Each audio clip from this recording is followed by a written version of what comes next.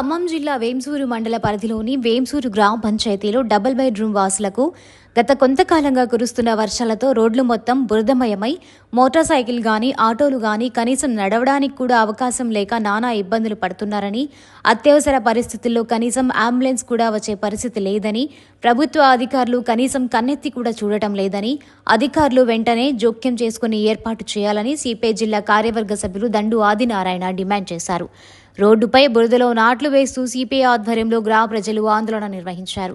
ఈ సందర్భంగా ఆయన మాట్లాడుతూ వర్షం కారణంగా బురదతో నీళ్లు ఎటూ పోక నిల్వ ఉండి దోమలు పెరిగి జ్వరాలు విపరీతంగా వస్తున్నాయని, ప్రతి ఇంట్లో జ్వర పీడితులు ఉన్నారని, ప్రభుత్వ అధికారులు ముఖ్యంగా ఎండీఓ జోక్యం చేసుకుని ఈ సమస్యను పరిష్కరించాలని, లేదంటే ఎండీఓ కార్యాలయం ముట్టడిస్తామని హెచ్చరించారు.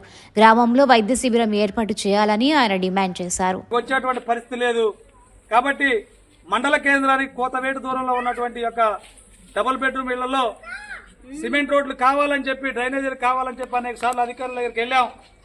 ఇదిగో అదిగో చెప్తున్నారు తప్ప పట్టించుకోవడం లేదు. ఎలా ఈరోజు ఈ యొక్క డబుల్ బెడ్రూమ్ అసలు కాలనీలో నాట్లు వేసి, రోడ్ల మీద నాట్లు వేసి నిరసన తెలుపుతున్నటువంటి పరిస్థితిని ఇలా మనం చూడొచ్చు. ప్రజలు అనేక రకాల ఇబ్బందులు పడుతున్నా కానీ గ్రామ పంచాయతీ అధికారులు, మండల అధికారులు మా దగ్గర నిధులు లేవు, డబ్బులు లేవు అని చెప్తున్నారు తప్ప కనీసం ఇక్కడికి వచ్చి ఏం జరుగుతుందనేటువంటి చూసే పరిస్థితి లేదు. కాబట్టి ఇప్పటికైనా ఎండీఓ గారు జోక్యం చేసుకుని ఈ యొక్క కాలనీకి రావాలా, పరిశీలన చేయాలా, ఇక్కడ సిమెంట్ రోడ్డు ఏర్పాటు చేయాలని చెప్పి భారత కమ్యూనిస్టు పార్టీ తరఫున మేము డిమాండ్ చేస్తున్నాం. దాంతోపాటు ఇలా డ్రైనేజ్ సౌకర్యం లేదు, కచ్చా రోడ్డు ఇస్తామని చెప్పారు. మాకు ఈజీఎస్ ఏపీఓ గారిని కలిసాం, కచ్చా డ్రైన్లు వేస్తామని చెప్పారు. అని చెప్పి కూడా ఇవాళ 15 రోజులు 20 రోజులు అయిపోయింది, ఇప్పటివరకు ఎలాంటివి రాలేదు.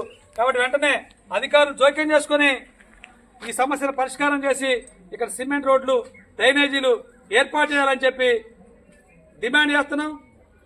రేపు ఎల్లుండి అధికారులు స్పందించకపోతే మంగళవారం నాడు ఎండీఓ కార్యాలయాన్ని ముట్టడి చేస్తామని చెప్పి కూడా ఈ సందర్భంగా అధికారులకు హెచ్చరిక చేస్తున్నాం. అధికారులు ఇప్పటికైనా మేల్కొని ఈ ప్రాంతంలో బురద వల్ల దోమలు తయారై ప్రతి ఒక్కరి ఇంటికి ఒక మనిషి జ్వరంతో బాధపడుతున్నటువంటి పరిస్థితి ఉంది. ఇప్పటికే వేంసూరు మొత్తం కూడా వైరల్ ఫీవర్తో ప్రజలు అల్లాడిపోతూ ఉన్నారు. వేలాది రూపాయలు జ్వరానికి ఖర్చు అవుతూ ఉన్నాయి. ప్రజలు పనులు లేక ఇబ్బంది పడుతున్నటువంటి తరుణంలో ఈ అనారోగ్యమైనటువంటి సమస్యలు కూడా వస్తూ ఉన్నాయి. వీటన్నిటిని కూడా దృష్టిలో పెట్టుకుని అధికారులు వెంటనే స్పందించి ఈ యొక్క కాలనీలో వెంటనే వైద్య శిబిరం కూడా ఏర్పాటు చేసి అందరికీ జ్వర టెస్టులు చేయాలని చెప్పి కూడా ఈ సందర్భంగా డిమాండ్ చేస్తున్నాం.